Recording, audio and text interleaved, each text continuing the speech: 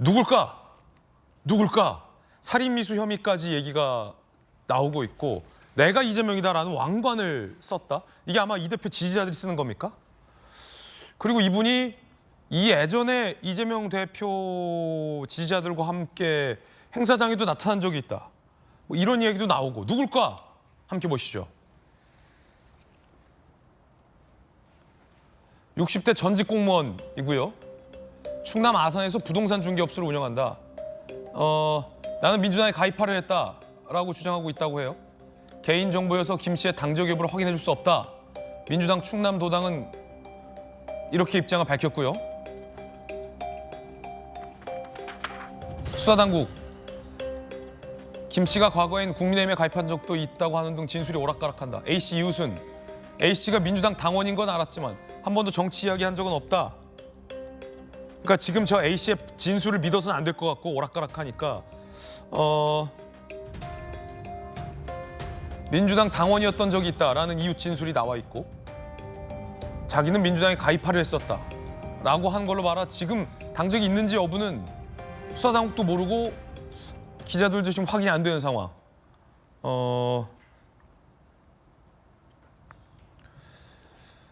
자, 부산경찰청 수사부장도 어제 이 피습 관련된 브리핑을 했습니다.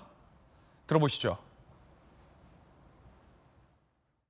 피의자의 신원은 57년생 남성 A씨로 정확한 범행 경위 등에 대해서는 현재 조사 중에 있습니다. 피의자가 사용한 흉기는 인터넷을 통해 구입한 것이라고 진술하고 있습니다. 향후 부산경찰은 수사부장을 본부장으로 총 68명의 규모의 수사본부를 설치하여 단 한 점의 의혹도 없이 철저히 수사하겠다는 말씀을 드립니다. 혼자 범행 준비하신 겁니까? 언제부터 범행 준비하셨습니까? 이재명 대표 왜 공격했습니까? 범행은 언제부터 계획하셨는지 말씀해 주시겠어요? 민주당 당원인가요? 지난달에 부산에 오셨던데 범행 계획하셨나요? 정혁진 변호사님, 지금 수사당국이 수사를 하고 있는데 네네.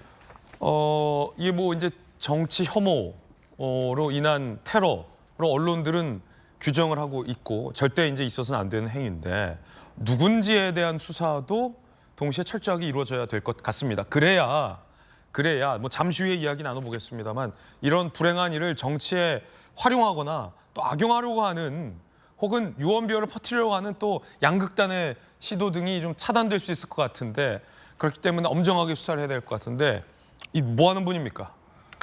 일단은 공무원을 하셨대요. 공무원을 하셨는데 공무원으로 정년까지 한 사람은 아니고 네. 한 40대 중반까지 공무원을 하다가 그다음에 이제 부동산 중개업자 그 일을 최근에는 하고 있었다라고 하는데 그런데 출신 지역은 잘 모르겠지만 지금 충청남도 아산에서 공인중개사 사무실을 하는 그러한 사람이다. 그다음에 이제 나이가 57년생이라고 하니까 뭐 66세, 67세 이 정도 되는 어느 정도 상당히 나이가 든 사람이다. 그러네요. 그런데 중요한 거는 지금 천만다행으로 이재명 대표에 대한 그 결과가 이제 상태가 상당히 호전돼서 큰 문제는 없을 것으로 저는 이제 판단이 되는데 어쨌든지 간에 그건 천만다행인데 그렇다라고 하면 왜 저 사람이 김모 씨라고 하는 저 사람이 살해할 의도가 있었다라고 자백을 했거든요. 그렇다라고 하면 도대체 무슨 이유로 뭐 민주당 당원인지 아닌지는 모르겠지만 무슨 이유로 제1당의 당대표를 졸졸 따라다니면서 계획적으로 저러한 행동을 갖다가 했는가, 저런 범죄를 저질렀는가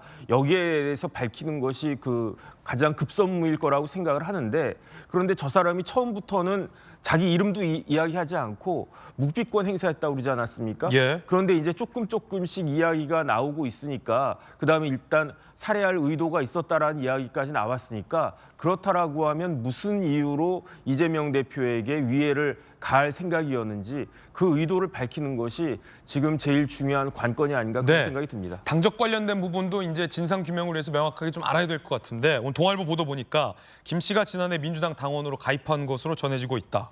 다만 동아일보 기자들이 충남도당에 문의를 해봤더니 당원 정보에는 없다라고 얘기하고 있고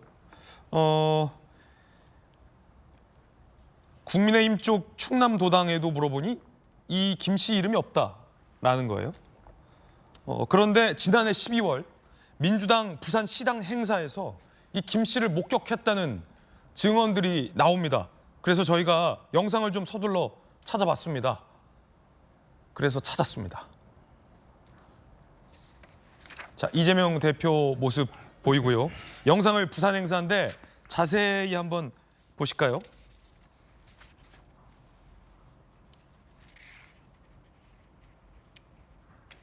자, 지금 동그라미 안에 있는 인물, 이 인물, 저 때도 저 왕관 썼어요. 취재를 좀 해보니 부산시당 행사에서 저 김모 씨를 목격했다라는 증언들도 많이 취재가 됐습니다. 지난달 당사 앞에 사람들이 모여 있을 때 내가 이재명이다라고 외치는 사람이 있었다는데 바로 저 사람이라는 거예요. 김 씨였다. 같은 사람이다. 특이한 사람이어서 기억이 난다. 이런 증언도 나왔어요. 저 때도 저 왕관. 정혁진 변호사님. 네네. 분명한 건 부산 그 시당 행사 때 내가 이재명이다라며 이재명 대표 지지자들 사이에도 있었다라는 겁니다. 그러니까 계속적으로 이재명 대표를 그 일정을 파악한 다음에 그 졸졸 쫓아다녔다는 거 아니겠습니까? 그런데 저게 지지하기 위해서 쫓아다닌 건지 아니면 어떤 범행의 의도를 가지고 그러니까 지난달에도 저런 그러니까 이야기를 들어보니까 그 기사를 보니까 흉기를 무슨 코트 안에 숨겼다가 그러다가 저런 행동을 했다라고 하는 것인데 네. 과연 지난달에도 그런 것들을 준비했었는지 지난달까지는 뭐 이재명 대표를 지지하고 있다가 마음이 바뀌어가지고 범행을 한 것인지 이런 부분들에 대한 세세한 조사가 경찰에 의해 가지고 밝혀져야 될 것이다 그렇게 판단됩니다. 예, 이 당적과 관련돼서 논란이 있는데 당원 가입 여부가 이제 지역 도당에서 구체적으로 확인하는데 한계가 있다라는 얘기도 나옵니다. 온라인으로 가입했다면 중앙당에서는 확인할 수 있다는 겁니다. 조기현 변호사님, 지금 현재 뭐 수사 당국이 양당 모두한테 협조 공문을 좀 보냈다 이런 얘기도 나옵니다. 어쨌든 당원 가입 여부 자체가 중요한 건 아니라고. 예. 범행의 동기를 파악하는 데 있어서 당에 가입했는지, 어떤 당에 가입했는지, 가입한 시점은 언제인지, 그리고 실제 당원으로 활동을 했는지. 그렇죠. 이런 종합적으로 부분들이 봐야죠. 종합적으로 검토가 되고 조사가 될 때 그 이제 범행의 동기가 확인이 되는 거거든요. 맞습니다. 아마 수사 과정에서 이제 그런 필요에 의해서 각 당의 당원 가입 여부 확인을 요청하고 당에서도 아마 적정 수준에서 협조를 할 것으로 보입니다. 왜냐하면 네. 이것은 어느 당원 소속이었던 자가 한 범행이기 때문에 문제되는 게 아니라 이 자체로서 민주주의에 대한 도전이고 테러이기 때문에 맞습니다. 진상을 규명하는 자체 그것에는 뭐 여야가 다 따로 있을 수가 없다는 것이고요. 그런 측면에서 보면 뭐 어느 당인지 여부를 가지고 또 각 당의 지지자들이 그에 따라서 어떤 사건을 보는 시각 자체를 달리할 필요가 전혀 없다. 이제 이런 부분은 본질적인 부분이 아니라고 할 수 있고 다만 이제 지금 정 변호사님 말씀대로 과정에서 어떤 정치적 입장이 변경되면서 일단 극단적인 선택을 했다. 또 이렇게 보기는 어려운 측면이 있을 수도 있어서요. 그래서 아직 수사 결과가 나온 상태는 예. 아니기 때문에 차분하게 수사 당국의 수사 결과를 지켜봐야 되고 그런 면에서 보면 경찰이 신속하게 수사를 해서 이런 부분이 불필요한 논란으로 확대되지 않도록 할 그렇죠. 필요성이 크다고 생각합니다. 김희정 의원님, 부산 지역을 또 지역으로 네. 두시고 활동하셨었잖아요. 국회의원 네. 당시에. 네. 가덕도 인근, 네. 부산 시내랑은 상당히 좀 거리가 있고 네. 헬기로 부산대병원으로 네. 이송했는데 부산대병원도 상당히 좀 그 의료진도 실력이 있는 곳 아닙니까? 네, 그렇습니다. 부산대 병원 외상의료센터 같은 경우는 수술 실적이라든지 규모 면에서 전국 1, 2위를 다투는 굉장히 좋은 병원입니다. 그래서 지금 의료진들의 나오는 멘트를 보면 의학적인 판단에 의해서 서울대 병원으로 옮긴 것은 아니다라는 그렇군요. 의견들이 나오고 있습니다. 왜냐하면 의학적 판단에 의하면 오히려 더 긴급하게 수술을 잘할 수 있는 부산대에서 할 수 있었고 또 이미 가덕도에서 부산대 병원으로 옮기는 과정 중에 의료진들이 수술과 입원 준비까지도 다 끝낸 상황이었기 때문에 훨씬 더 긴급 조치는 잘할 수 있는 상황이었습니다. 이 대표 측의 요구로 이제 서울대병원으로 간 거군요. 네, 그렇습니다. 아마 당과 그리고 가족분들의 요청으로 알려지고 있는데 의학적인 판단보다는 여러 가지 가족들의 심리적인 안정 예. 그리고 또 아무래도 같이 의논을 하고 또 이런 분들의 정치적인 거리 이런 것 때문에 판단을 한 것 같습니다. 그래서 오히려 다행이라고 생각합니다. 그 정도로 옮길 정도의 상황이면. 그리고 오늘 나오는 뉴스도 일단 의식을 회복한 걸로 알려지고 있어서 불행 중 다행이라고 생각을 합니다. 네. 아무튼 부산대 병원에서 외상의료센터로서는 매우 훌륭하기 때문에 파상풍 방지라든지 이런 초기 대응은 굉장히 잘한 걸로 알려지고 있습니다. 그렇군요.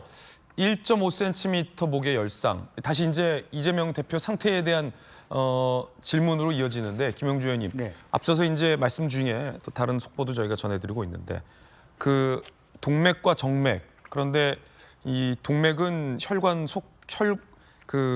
혈류의 속도도 빠르고, 그렇죠. 그리고 신선한 혈액이 이제 뇌로 들어가는 거지. 뇌에서 사용한 혈액이 다시 심장으로 나오는 것이 이제 외부에 있는 정맥인데 불행 중 다행이라고 표현해야 될 것 같아요. 네. 정맥의 그 손상도 지금 민주당의 백브리핑을 보니까 손상 정도가 막 그렇게 엄청나게 심하거나 회복이 불가한 정도의 깊은 부상은 아니어서 다행히 수술도 좀 잘 된 모양인 것 같아요. 네.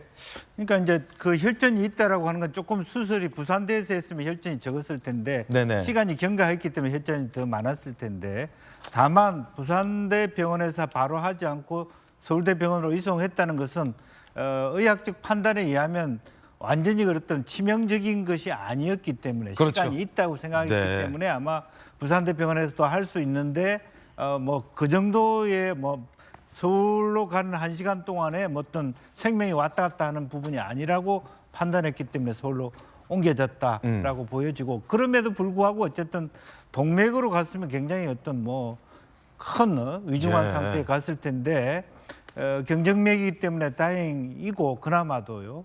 이제 그런 측면이지만 그럼에도 불구하고 목 부위에 치명적인 손상을 입혔다는 면에서는 물론 이제 전에 박근혜 대통령의 경우에는 사실은 뭐 얼굴 아니었습니까? 이제 거기도 뭐 치명적이라고 할 수 있습니다. 목이 더 치명적인 부위였기 때문에 사실은 제명 자체가 달라질 수 있고 실제적으로 살인 미수라든지 살인죄 적용까지도 가능하게 되는 그런 부분이 있다라고 생각이 들고 뭐 2시간 정도의 뭐 수술을 해서 그나마도 그 초기 부산대 병원 측에서의 상당히 많은 어떤 그 뭐 지혈이라든지 이런 부분이 있었기 때문에 수술의 경과도 좋지 않았겠나 그렇게 보여집니다. 예.